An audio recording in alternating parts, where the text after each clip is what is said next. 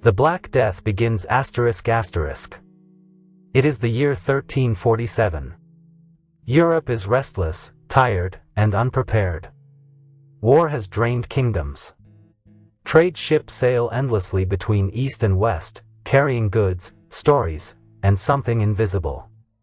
In the bustling ports of the Mediterranean, sailors unload spices, silks, and grains. But hidden among the sacks of flour are rats, and upon those rats ride fleas, tiny creatures harboring a silent killer. Within months, whispers begin to spread. In the port city of Messina, people start dying suddenly. First, a fever.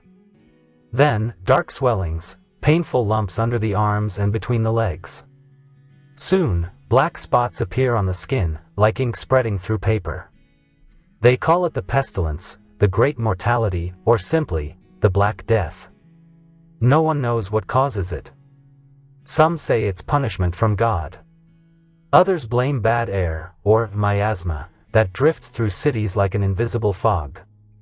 And so, people flee, abandoning homes, families, and faith, hoping to outrun death itself. But death moves faster. By 1348, it reaches France. Then England. Then Germany, and beyond. Entire villages disappear. Priests stop ringing bells. Graveyards overflow. In some towns, dogs and cats roam freely, because no one is left to feed them. At night, a quiet dread hangs over every home. Candles burn low. The streets are still. The only sound is the rattle of a cart collecting bodies before dawn. And amid this slow collapse of the known world, a strange new figure begins to appear in the streets, dressed all in black, face hidden behind a beaked mask. They are called the Plague Doctors. 2. Birth of the Plague Doctor ****. The idea of a plague doctor was born out of desperation. As the Black Death tore through cities, rulers and townspeople turned to anyone who might help. Physicians, scholars, monks, and even barbers were recruited to treat the sick, or at least to document their suffering. In 1348, the city of Venice began organizing a response. Quarantine laws were established, 40 days of isolation for any ship suspected of carrying the plague. From this effort, the term quarantino was born. But the sickness was already everywhere. Local governments realized they needed men, any men, who would visit the infected, record deaths, and attempt to provide care. These were the plague doctors. Most were not experienced physicians. They were often young, untrained, or simply desperate for work. The job was dangerous, but it paid, and in a world falling apart, that was reason enough. They were hired by cities rather than patients. That meant they treated everyone, rich or poor. They kept death registers, performed autopsies, and sometimes even helped arrange mass burials. In their contracts, they were promised food, lodging, and a modest salary. But there was one unspoken detail. Their job almost always ended the same way. With their own death. Still, they came, drawn by duty, or curiosity, or simply the grim reality that there was nowhere left to run. To protect themselves, they began to adopt a new and frightening uniform, one that would become an enduring symbol of horror. The outfit and its meaning ****. The plague doctor's outfit was both terrifying and strangely practical. Every piece of it was designed for one purpose: survival. They wore a long, waxed coat, made of heavy fabric or leather, sometimes coated in animal fat to repel bad air. Their hands were covered by thick gloves, their boots sealed tight. A wide-brimmed hat sat atop their heads, a sign of their medical status, though it offered little more than shade. But it was the mask that captured the imagination of all who saw it. A long, curved beak, like that of a great black bird, jutted from the face. Its hollow chamber was filled with herbs, spices, and sometimes vinegar-soaked cloth. Lavender, mint, cloves, camphor, each chosen to mask the stench of decay and, they hoped, purify the air they breathed. Small glass lenses covered the eyes, giving the doctors an eerie, inhuman stare. To the sick and dying, they looked like omens of death itself, faceless, silent, moving slowly through the streets. The stick they carried, a wooden cane, served many purposes. It was used to examine patients without touching them, to point to wounds, or to lift the sheets of corpses. Sometimes, it was used to keep desperate people at a distance, for fear of infection. When one of these figures appeared at your door, you knew your family's fate was sealed.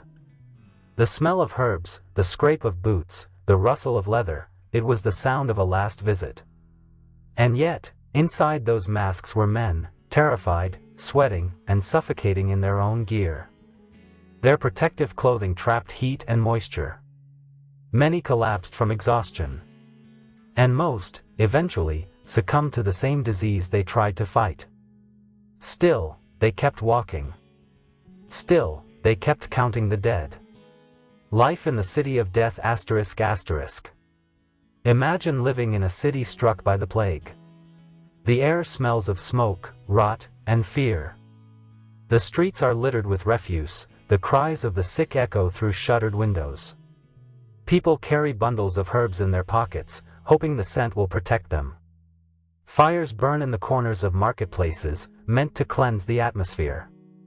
For the plague doctor, this was daily life.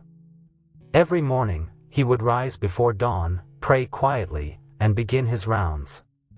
The streets were eerily empty, except for the sound of weeping, the toll of church bells, and the occasional cart piled high with bodies.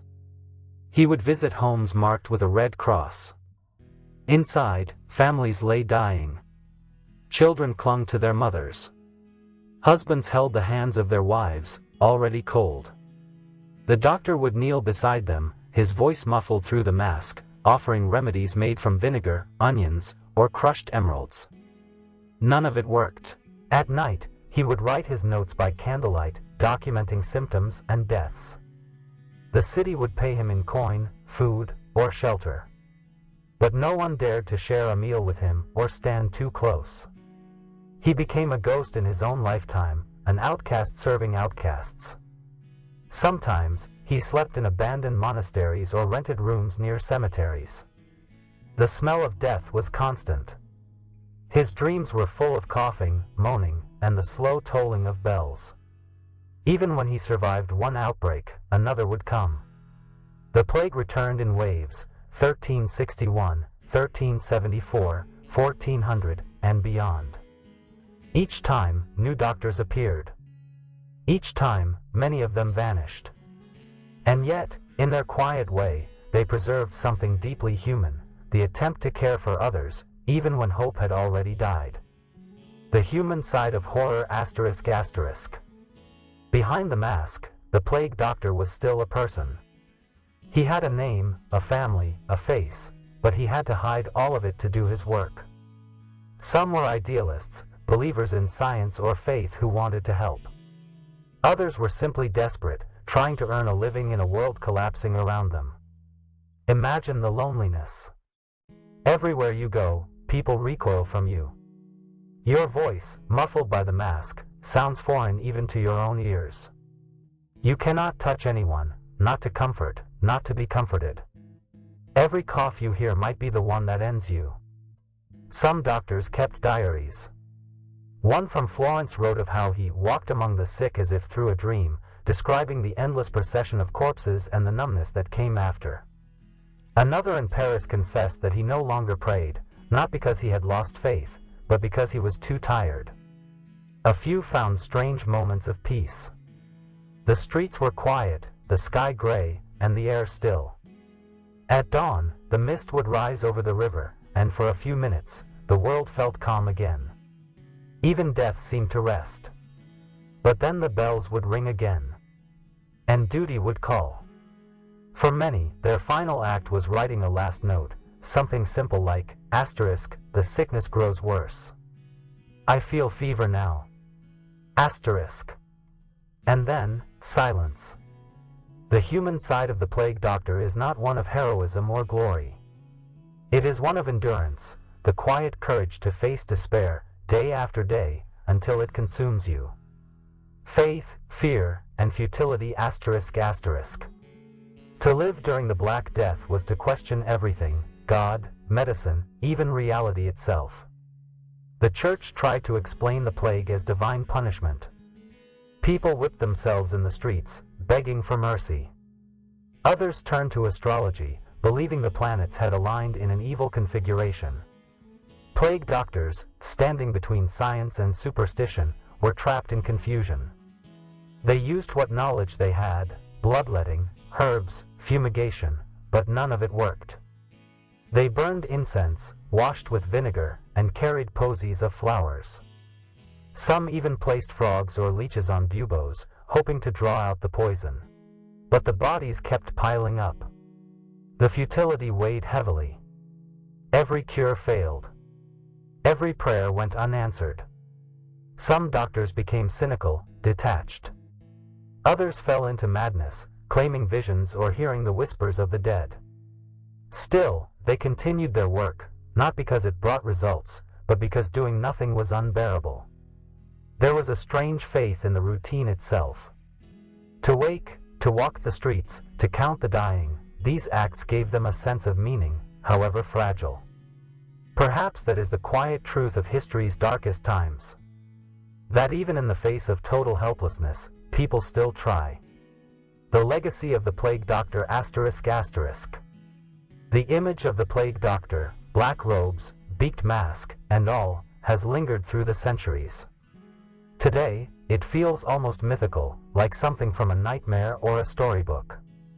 But it was very real. And it reminds us of how fragile human life once was, and still is. The plague doctors were not heroes in the traditional sense. They did not cure the plague. They did not save civilization. But they bore witness. They recorded, observed, and cared as best they could. Their notes helped future generations understand disease, contagion, and public health. Their presence inspired laws that would later lead to the creation of modern medicine, hospitals, and quarantine systems that save millions today. The beak mask, once a tool of protection, has become a symbol of fear, yes, but also of endurance. It stands for those who face death not with weapons, but with compassion and curiosity. When the plague finally faded, the world changed. Populations had shrunk. Kingdoms had fallen.